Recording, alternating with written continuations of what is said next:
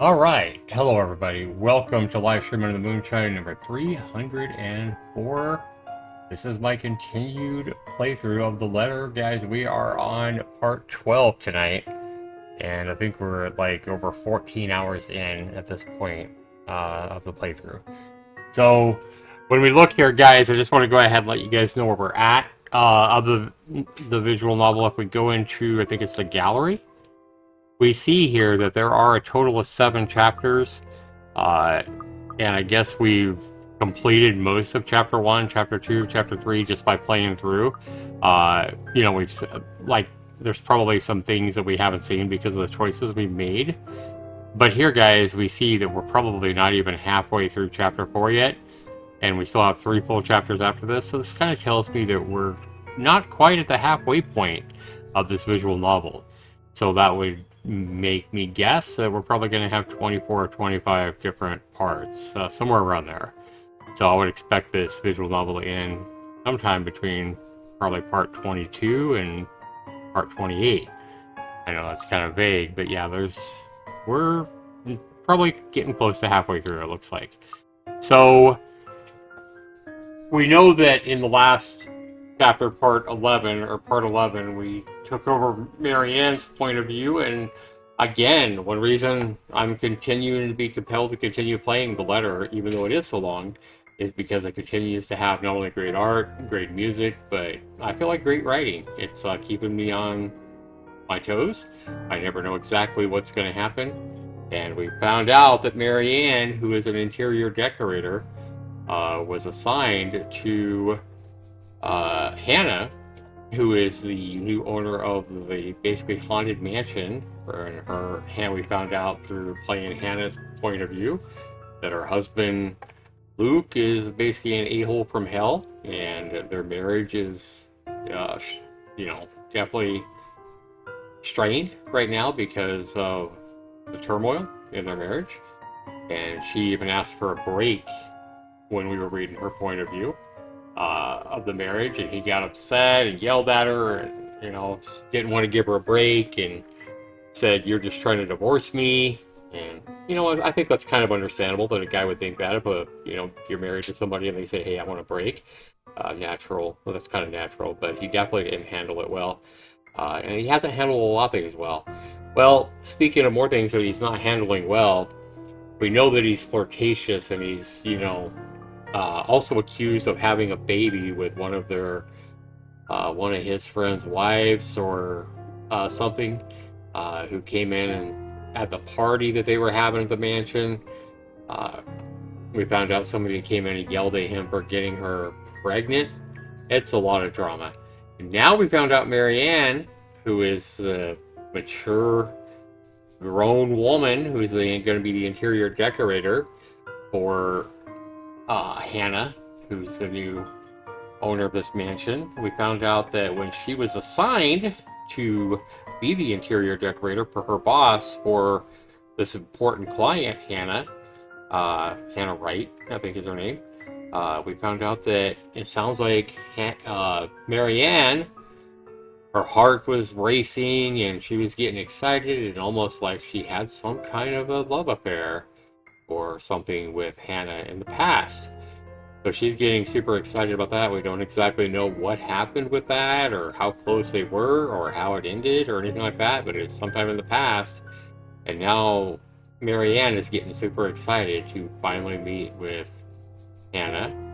We've seen Hannah's point of view when Hannah was talking to Marianne, and Hannah didn't make any kind of mention of how special Marianne was to her. Nothing about, racing hearts or, you know, um, anything.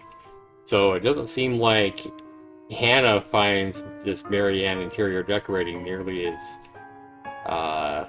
important as Hannah seems to be to Marianne. But in that last part as well, Marianne had went to a local bar, and we found out she typically tries to take the edge off by going to the bar and drinking and relaxing and listening to the music and sometimes doing karaoke, which she sang as well in the last part. But as her two friends were leaving for the night because they had to go to bed and had to be up early the next morning. Marianne was left at the bar and came into Luke, who is Hannah's husband. Now, Marianne didn't know who Luke was or that he was Hannah's husband. And Luke made a pass, or several very sexual, aggressive passes at Marianne. And Marianne found him extremely tempting, but she did reject him on multiple occasions. But Luke played it cool and was Mr. Suave and wound up at Marianne's home in her bedroom. And Marianne finally made the decision, which it was our choice, to sleep with him and give in to her temptation, or to recognize that her heart was kind of too much into his wife, Hannah. And we kind of, we heard her talking about her emotions and stuff like that, and she didn't feel like it was right to be with this other man. She doesn't even know that this man is her husband, or she definitely would have rejected him, I'm sure. But not even knowing that he was her husband, we made a decision to turn him down. And he didn't handle that very well either. But the last we left off, it was the morning light. They had basically cuddled in the bed together because they were both drunk. And she woke up in the morning light after laying in bed together, I think clothed with him, and he was gone.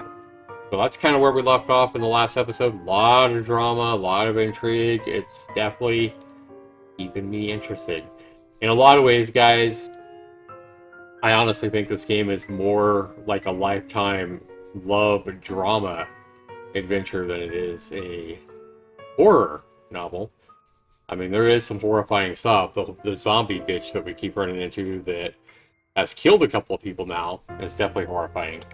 But we're definitely, so far anyway, we're seeing a lot more of the relationship drama and personalities and it's kind of letting us get to know all the characters really well and stuff like that, with a few little tastes of horror elements so far. Kind of have a feeling that as the game gets closer to the end, we're going to see more and more of the horror elements of this visual novel come into play, but we shall see. Alright guys, so we're still on Marianne's point of view. Let's go ahead and continue where we left off. And I was wondering, I know at the end of it, if, she was calling him Whiskey because she doesn't even know his name. But I was kind of wondering if this was her and Hannah, like a picture of them. I don't know. We never did find out, but there's a big image on our wall. Anyway, let's go ahead and continue where we left off. And he left her a note.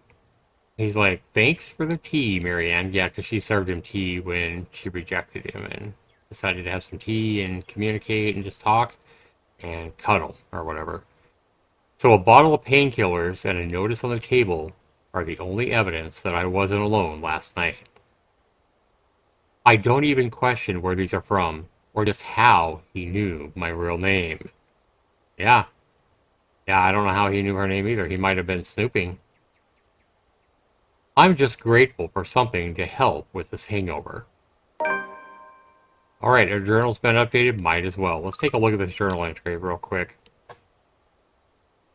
Over the 18th.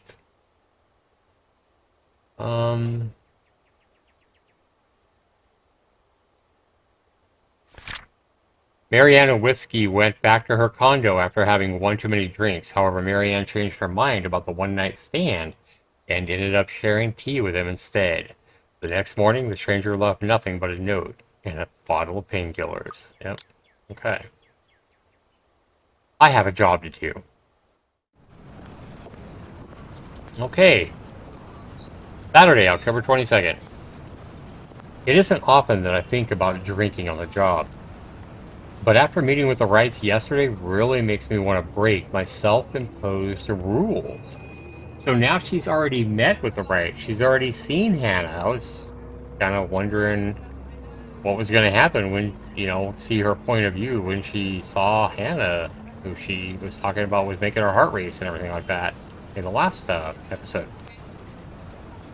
Because first off, fucking damn Whiskey was fucking damn Mr. Right. Yep, so she basically knows finally that whiskey from the bar was her husband. And to top it all off, they had somehow forgotten to inform me that they didn't own the Ermengrad mansion yet when they hired me. What sort of person does that? Ugh, rich people. I could do nothing but twiddle my thumbs at this, however. Twiddle my thumbs and wait for the go signal. It's not like I can accept other small projects. This is a big job and I should be ready to start on it at any time. Now remember, this is a huge plan for her, per her own boss, who really wants her to take care of Hannah and, do a really good job for the interior decorator work for this mansion at the Immigrant Mansion. But I think she can't do it until the sale has been finalized. Not to mention that my PA practically begged me, to be patient and wait this out. It was a hard decision to agree, but I did so in the end.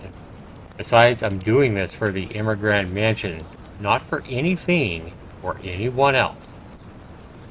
I'd have a headache, whatever I do anyway. I'd go to the pub again, but seeing what happened a few days ago, I'd rather not end up in bed with another potential client. Yeah? And it might be a huge leap in logic, but a library is the next best thing after a pub. That's a huge difference between a library and a pub, I'm just saying. The next best thing, huh? Oh, I have to go there anyway. I need more books for Dad. Plus, I also need to return the ones I borrowed last time. Okay, well that makes more sense. Finding a new book or two to read for myself while I have nothing to do isn't such a bad idea either. So, on a Saturday morning, I find myself going to the only library in Luxborn too. Hopefully, to cool off. But she's obviously pretty pissed about seeing that the whiskey guy that she met in the bar in the last episode turned out being Hannah's husband. Just that whole thing. And then, I don't know, I guess finding out that the mansion the purchase wasn't even, completed yet. So she can't start work on doing the interior decorator work. But she really hasn't said a whole lot about her feelings towards Hannah, Did seeing Hannah again meet her expectations, and was it worthy of her heart fluttering so much, stuff like that? As we saw in the last episode, we don't know yet. After returning to an Esley in a poetry book by Henry of Podbrady, I asked the librarian about the several titles on my list, though I don't have much luck on that front. Dialogue with Dev has already been snatched, and she bluntly said she did not keep our mathematical universe for someone who didn't return books on time. Oh, that's fucked up, so the librarian's being a bitch. I make headway, at least, when I ask about the siege and rendition of Havana by Jacobo de Pizzulla. If you count her snarling and pointing at the history section as headway, that is. Well, yeah, it definitely sounds like he has a bitch as a librarian here. The history section is devoid of any other people except for myself, and a redhead, though I'd wager a guess that the red's just passing by to get to the classical literature section. Seems a little bit judgmental. Just because she has red hair, you think that she's not going to be interested in history? Kinda odd. So many books, so little time. Scanning the books and seeing so many wonderful titles gives me a great pleasure. And that's when I spot it. Hello, sailor. Why don't you come to Mama? The History of Luxborn Architecture. It's not the naval battle book I was looking for, no. This is even better. The newly acquired History of Luxborn Architecture, first edition as well. I know I just have to get it. I've been waiting to get my hands on this book for so long. The fact that it's there is the only one. The fact that there's only one copy proves to be a problem, though. When Red reaches out for the same book at the same time that I do. Oh. I think I had this first, miss. Oh, wow. think I had this first miss. I can only stare her down when she refuses to let go of the book. This is either Isabel's really good friend or Hannah's friend. I can't remember. I think it's Isabel's friend, maybe. Refusing, yeah, I think this is a fellow real estate agent. Refusing to let go of it as well, I raise a brow at her in the hopes that the fact that I was significantly taller than her would intimidate the girl. Wow, so now they're having like a basically stare down at each other. Wow. Let's go into, guys, we can go into our journal, I do believe. What's the profiles? Yeah. This is Rebecca, right? Yeah, we don't have her profile yet. Yeah, this is Rebecca, though. Yeah, this is Rose's best friend, I think. And Rose is the one that died. But she was also a fellow friend of Isabel. So this gal's closer to Isabel, or Isabella, from the very start of the visual novel. Alright, so refusing to let go of it as well, I raise a brow at her in the hopes of the fact that I was significantly taller than her would intimidate the girl. I don't think that's going to work. Even then, she refused with a rebellious look. This isn't exactly light reading, miss. I mean, do you even know which architect was at the forefront of 18th century Irish architecture? A B. She blinks and I can't help the smirk on my face, which is wiped off when she opens her mouth. Edward Lovett Pearce, who established the Palladian style through his work with Castletown House and the Irish Houses of Parliament. This bridge was destroyed in this year to delay French troops while under the regency of Mary of Guise. This is not what I was expecting. Let's be honest, how many people would know these history facts? Aside from me, anyway. I definitely wouldn't. Going right to the obscure ones, aren't you? Easy enough. Tullybody Old Bridge in Clackmannanshire, Scotland, on the January of 1560, if we want to be specific. Alright, so real quick, guys, before we even get any further, let's take a look at the relationship between Marianne and Rebecca here. And see where we're starting out. So it's right here, considering how they're starting off. I mean, it seems pretty high, considering, I mean, yeah. Okay. I mean, for just meeting her in a library, that seems pretty high.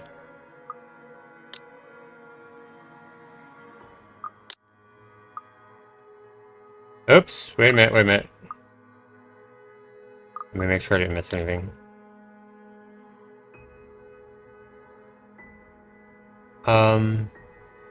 Easy enough, Tullybody Old Bridge in Clackmannanshire, Scotland on the January 1560, if we want to be specific. Yeah.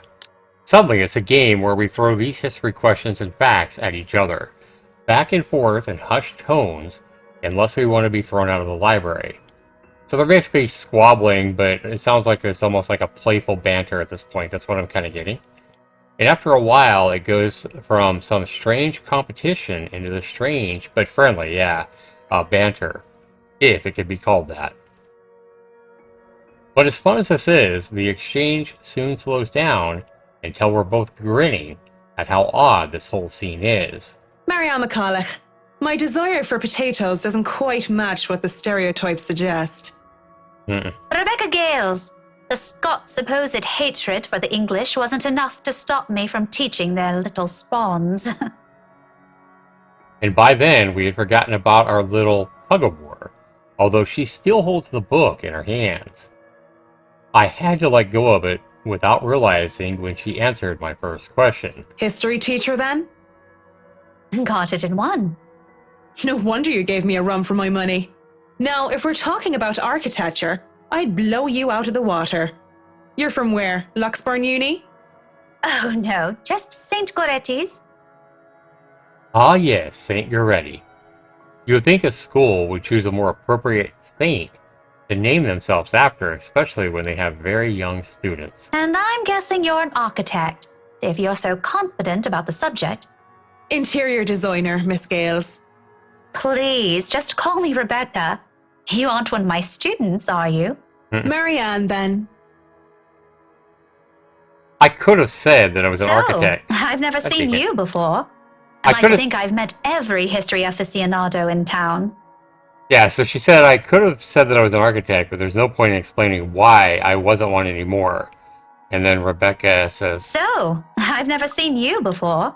I'd like to think I've met every history aficionado in town. I blame the rock I've been hiding under, of course. That, and I'm usually only here on the weekdays if time allows.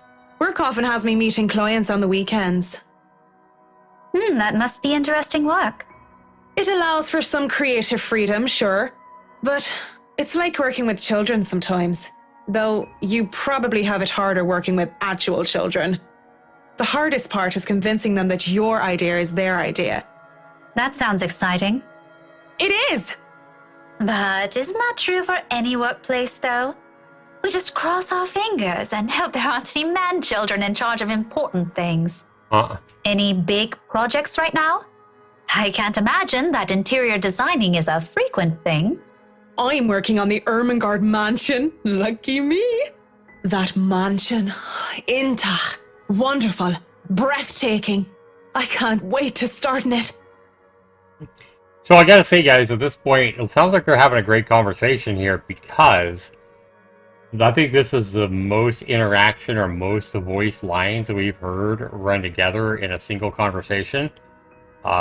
This entire visual novel up to this point. I've been playing over 14 hours now, so definitely an impactful conversation between these two ladies in the library. It all started over a tug-of-war over a book. It's kind of funny, the same book. Now that is beautiful architecture. A pause. It looks like she wants to say something in my mention of the house. I'm not surprised. That place is certainly popular with the locals, especially with the urban legends attached to it about it being haunted and stuff. And in the next second, though, she seems to think better of it and drops what she's about to say. So, do you have a portfolio or anything I can take a look at? I'd love to see your designs. Maybe you have some on a tablet? I've met some designers before, and they're always going crazy over these virtual room apps or another. A tablet?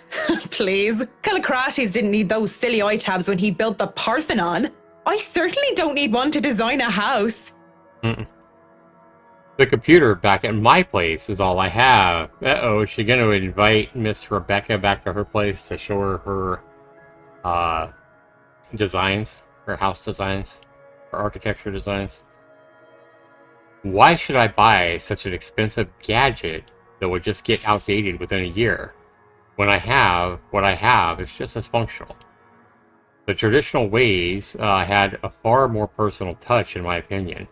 Not to mention, these smartphones are awful tools of procrastination. I can't even count on one hand the number of people I see going outside only to have their eyes glued to these devices. And fuck touchscreens. They're evil things that make typing what should have been a simple task even harder. I would have to agree with her on that. How many people have problems with a phone or using an iPhone or whatever, and how many times have you find typing on those things much harder than like a keyboard? And you have the autocorrect, you have the misspellings and stuff like that. I know I do anyway. I would have to agree with Marianne here 100%. I do have an online portfolio if you'd like. I can... Speaking or thinking of the devil seems to have summoned it, because before I can even carry on, Rebecca's attention wanes as she pulls out her mobile phone. That's too funny. The irony. For what I can only assume is a call. She gives me an apologetic look before standing up and excusing herself. Off further into the aisle she goes for some privacy. I do my best to give her privacy as well, trying to tune her out. Belle, is something wrong? Isabel, obviously. Lunch at the coffee house? Sure, I can make it. I'm not too far. I can be there in 10. Okay. But with how quiet the surrounding is, she can't blame me if I overhear snippets of her conversation. And when she returns with a sheepish look on her face, I know that our friendly chat has to be cut short. Sorry, I have to go and meet with some friends. It's fine. Totally fine. No need to even apologize. About the book. Her embarrassment increases twofold when she realizes she's still holding on to the history of Luxbourne architecture. I don't give her time to think about it, as I put a hand up and shake my head. Fishing out a pen and paper from my bag along with one of my business cards, I hand them over to her. You know, I'm busy with work, so I might not even be able to take a peek at it anytime soon. You can go ahead and have it. But you'll have to ring me up when you're returning it just so I can snag it right away. Deal? She makes quick work, pinning her number down and handing it back to me with a grin. Deal. Just message me during school hours, of course. You have a good day then. You too. And with Rebecca gone, I'm left alone standing in the history section. Although my original plans were simply to sit down and read a good book, our little pop quiz, if you could call it that, made the time pass by without any of us realizing it. It was fun, and I do believe I made a new friend. Good job, Marianne. Even with the talk of lunch, however, I don't feel like grabbing a bite to eat. There are still other books to be read here, and I'm hoping to find something that will help me while I work with the rights. Something like How to Deal with Arseholes Professionally 101, just in case. I've dealt with a lot of uppity, snooty, and rich clients before, but it's still better to be on the safe. It's still better to be safe than sorry. Because Luke Wright just takes the fucking cake, and he probably manages to eat it too. Yeah, basically, we already know that Luke Wright is an asshole from hell. We've seen Hannah's point of view, and that's told us everything we need to know about him. It seems the world is conspiring to keep me from my time, as my mobile vibrates in my pocket the moment I find something up from the shelves of the classic literature section. Marianne McCulloch, Charlie Rose Design speaking. Oh boy, this is Miss Cooper. This is Rose, I think. Rose Cooper here, Miss McCullough. Yep. I hope I didn't catch you at a bad time or This anything. is before she died, obviously. But I just wanted to check in and tell you that we've got the clear to hand over the documents. Madam Wright told us that we should forward the floor plans to you. Already? How did they go through the process so fast? Surely there is so many red tape to even acquire the forms and transferring of rights. No matter how rich the rights are, it shouldn't be this damn quick, right? So, if I can just have your email, I'll be sending them your way. I'd actually like a physical copy of the floor plans. Oh, I suppose that's fine. I'm not at the office right now, but I can inform Miss Santos of your request. I'll make sure to drop by the office after lunch if that's fine. Not a problem. Right. Well, cheers. Right. Cheers. I don't know. I just don't. Is there some sort of deeper miscommunication when we last met? These things take time. It's been, what, a day? Less than that, even. There isn't even a point in trying to make sense of these people who seem to be larger than life. Well, as it looks like I'm on the clock starting today, I might as well eat. Grabbing some fish and chips from one of the street food stalls, I find a table to spend time with a copy of Marquis de Sade's The Crime of Love, since Rebecca left with the book I wanted. I've read this one before, along with the rest of his works. This would be the 18th time, in fact. That's a lot of times to read a book. She must like it. Go ahead and read our new journal entry here. Alright.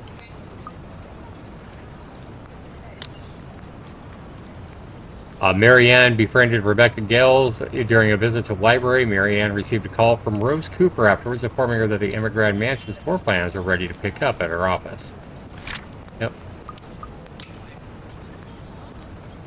But it's always nice to read through it again when I don't have the time to enjoy something new. Besides, when you're dealing with people so filthy rich that they just end up being plain filthy, you need the good old Marquis's sound advice. La blessure se trouvant sans aucune sorte de conséquence. Pretty sure that's French, and I have no idea what that means. The wound being without any consequence. Well, we know now. Of course, it's folly to think that things have no consequence when everything actually does.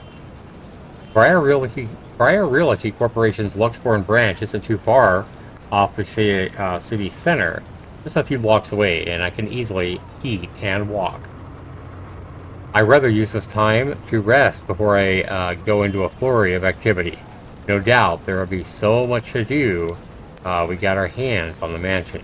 Still a lot better than working on another condo, at least. Surely, no matter how much BRC and old owners put into the restoration and preservation of a place, any big repairs would be superficial at most. I am quite certain that with their haste to sell the property, they did a rush job. It isn't an infrequent thing to do despite how it's frowned upon. There'll be a lot of hidden issues that I will need to weed out, and I have to make sure I find every single one of them, especially the more serious damages. Structural integrity is definitely on top of the list, and we will have to consider. The building might look sturdy, but is centuries old. That alone will likely pose a few problems here and there, put limitations on what we can do. Besides, despite how much I detest these rich snobs, they can pay rather handsomely, so long as I do an excellent job and do more than it is necessary. Those two things always made sure the referrals keep coming. I don't even have to hunt down projects for myself. When I do go up to BRC's office, I can't help but stop and stare when I enter the building. With the lunch hour closing, employees should have been back already, if they still aren't filtering through the doors. I get that it's a Saturday, that people probably feel tired and lazy to be working on a weekend, but they're still on the clock and not bumming about wasting company time on extended lunch breaks and cigarette sessions. The office is spacious, as it is with these big corporations. Each person is given their space of what's usually a 2x2 meter cubicle. There's a lot more empty chairs than there are actual people working at these desks. It reminds me far too much of my last day at Forzoka Projects during the massive layoffs due to the Irish economic crisis. But it isn't just that, though. Everything is as quiet as a grave, as if these people are merely ghosts. Yeah, I think this is the day after Rose died. I think she died that night. So she died the night that she talked to Marianne here, it sounds like. And there's Isabella. Speaking of ghosts, Santos comes in through the door, looking as if she's just seen one. He looks at me, wide-eyed like a deer caught in the headlights and ready to bolt at any moment. I ask out of concern, but I feel it's not my position to do so. What if it's something personal? I'd simply be overstepping my boundaries. Really, it's none of my business. Yeah, what's wrong with her? I presume that Miss Cooper told you why I'm here, Miss Santos? Huh? Oh, yeah. Sorry, I just got back from lunch, you know? But it won't take too long. Don't worry. Yeah, she's a little freaked out. Of course it won't. This whole project has established itself to be a matter done in haste. I do hope it doesn't mean that people are being careless in their duties. Yep. And so, if anybody's wondering why Isabella's all freaked out, that maybe hasn't been watching, Isabella watched her fellow realtor and somebody she'd known for many, many years on the news had been murdered and horribly. And she'd also walked into one of those zombie things from the haunted mansion when she was in the process of trying to sell the place and make sure it was ready to, show off to the rights to Hannah and her husband. And then, after she saw the zombie thing, then her best friend, realtor lady, Rose Cooper, was found on the news dead. And so I believe this is the very next day after that, and it's understandable that she'd be all shook up. She flinches and looks like she doesn't know quite how to respond to that. Thankfully, instead of opening her mouth, she leads the way towards her station and goes to fetch the floor plans. It won't take too long, she said, but it does take a bit. Time spent to compose herself, most likely. You know, we usually just email these things. I prefer the real thing. Not that you would know. You probably have your nose stuck in front of a smartphone when you're not working, and even when you should be working, playing those mindless, addictive little games. I definitely wish Chris would stop playing that Batcat thingy during work hours as well. I know what you mean. Digital painting is nice, but nothing beats the smell of real paint. Not that I go and smell paint like a crazy person, but, you know, the real thing is different. Yeah, for sure. Wait, what? Yes, nothing is quite like the real thing. Checking out the floor plans, I see that I'll have a lot going for me. Now I know how Ray felt when he found the Central Park West building floor plans from that one movie. Now it's a big mansion, look at that. The ground floor, the ballroom, a foyer, a gallery, kitchen, big dining hall, got a music room, a parlor, restrooms. That's a nice layout. And that's just on the ground floor. Then the first floor has balconies on both sides, 2 hallways. We have a theater, a conference room, a big master bedroom, another bedroom, each bedroom with balconies, quarters, an attic on the second floor. Yep. This is why I became an architect in the first place. Welcome into the stream, DK. Yep, been following for almost 4.5 years. Appreciate you being here. Appreciate you following me for that long. Jacobean style at its finest. It's a thing of beauty. Look at these gorgeous rooms, the delicate harmony between empty spaces. And speaking of empty spaces, there's something rather odd about these ones. I feel a bit silly saying it out loud because I've never lived in a big house, let alone a mansion.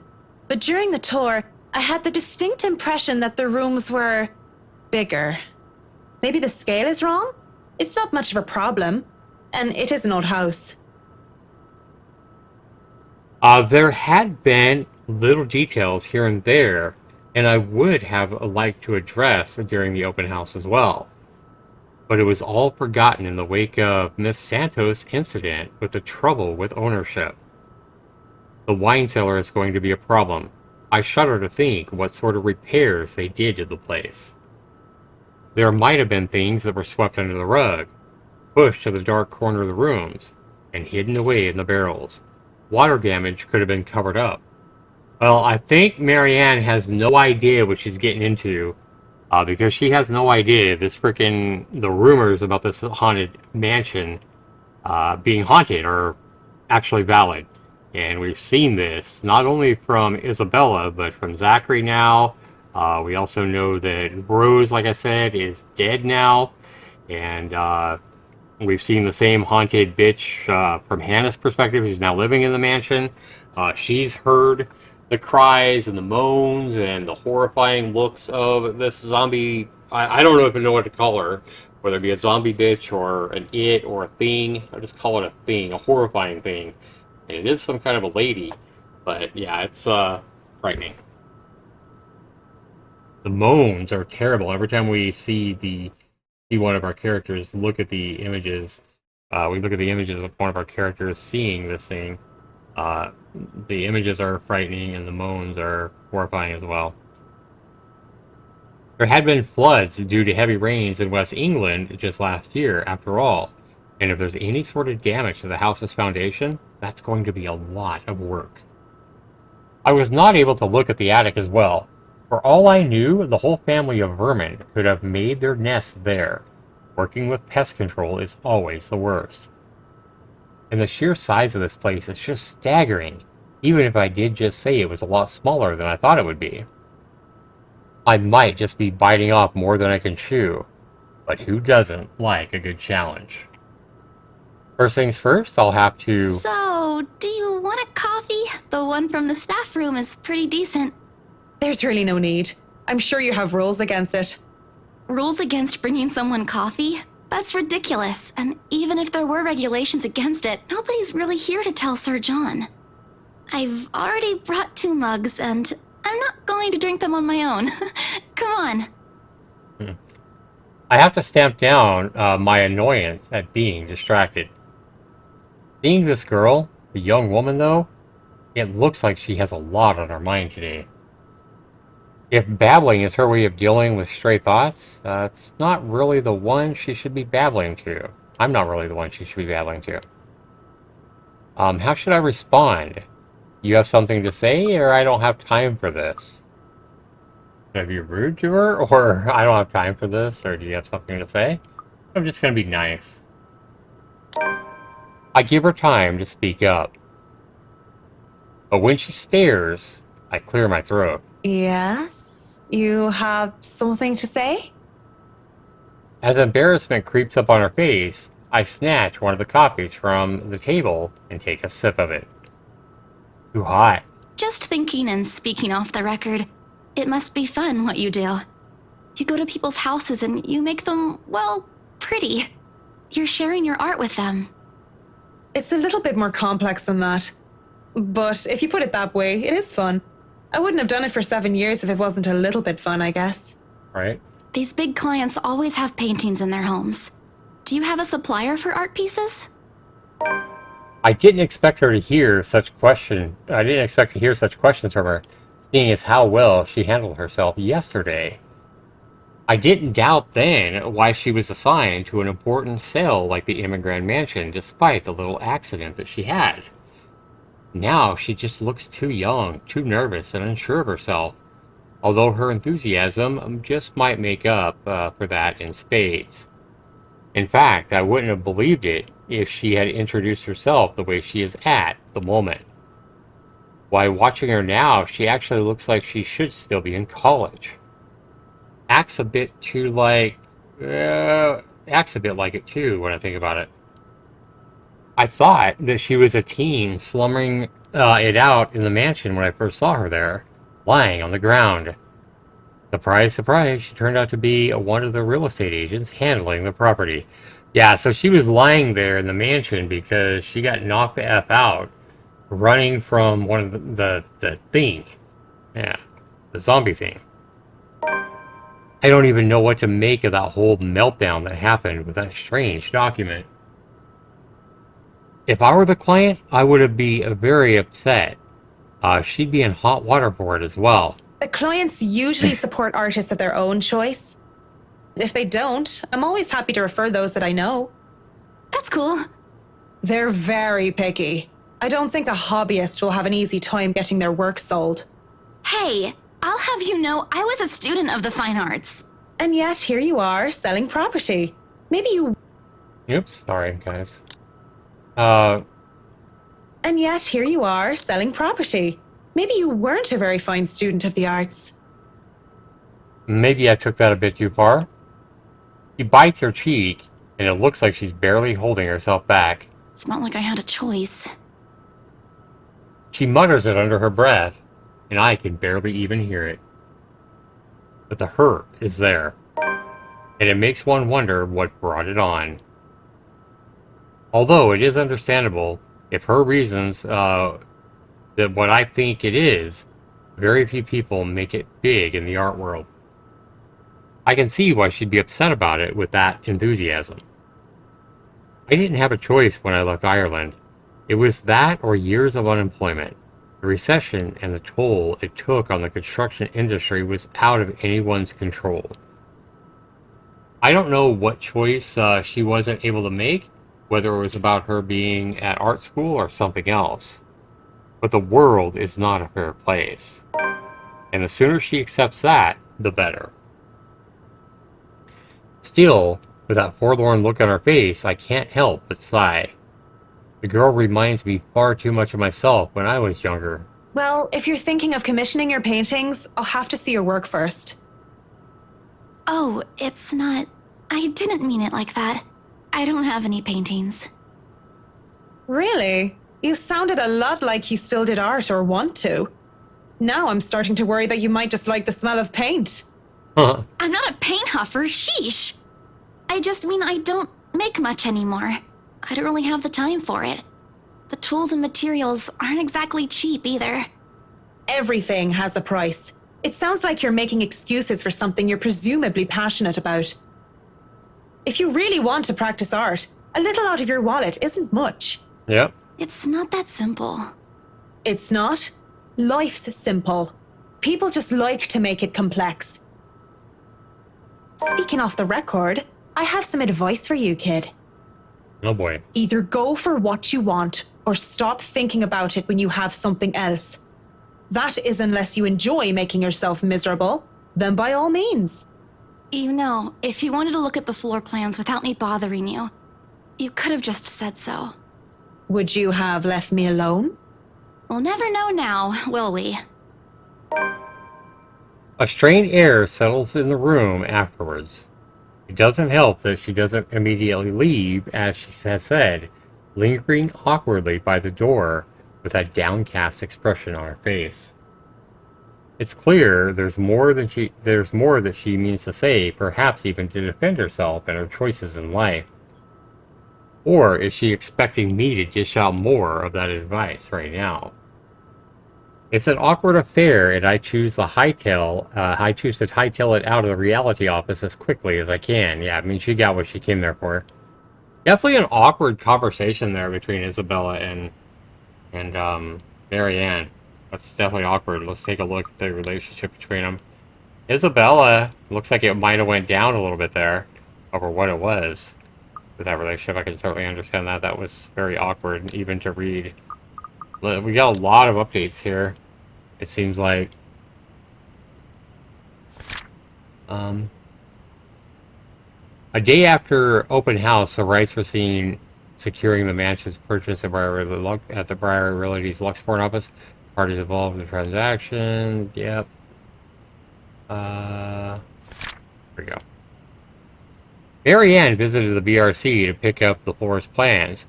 She was assisted by Isabel Santos, and the two shared a brief talk about art, which ended up with Marianne leaving a piece of advice for Isabella. Yep. That didn't go over very well. Though I'm able to keep myself professional at all times does not mean I look like it. And seeing that most of the day is already gone by before I realize it, I choose to head back to my flat instead. Despite today being a Saturday, no fun, but at least this way I can definitely avoid another unpleasant encounter. Considering how much I'll be seeing Whiskey in the near foreseeable future, I have a feeling I'll need all the rest of the weekend can give me. Now that makes sense. I would not want to have to deal with him being an interior decorator at his house or his mansion. For the first time in a long while, excited as I am to work on the mansion, I cannot wait to be over and done with this project. Yep. So I can certainly understand that, guys. As we continue this point of view from Marianne, this has been probably one of the more lackluster episodes of this visual novel, and I think we are going to have some of these as they're continuing to develop their characters and the character development and whatnot. But with that, guys, we have played a full day. We played through the entire day on Saturday from Marianne's point of view, and I usually like to try to keep these visual novels readings to about an hour, but we're a little bit less than that, but I don't want to go way over an hour, so we're going to go ahead and end this episode, part 12, right here. So I do want to go and thank you guys for listening and watching, and if you're watching this on my YouTube channel, be sure you comment down below and let me know if you're continuing to enjoy these episodes and these parts of LiveStream Under the Moonshine, and let me know what you guys think about this so far. And so we're going to go ahead and save here, guys. Let's go ahead and save. We'll continue saving Marianne here. And now if we go back to the main menu.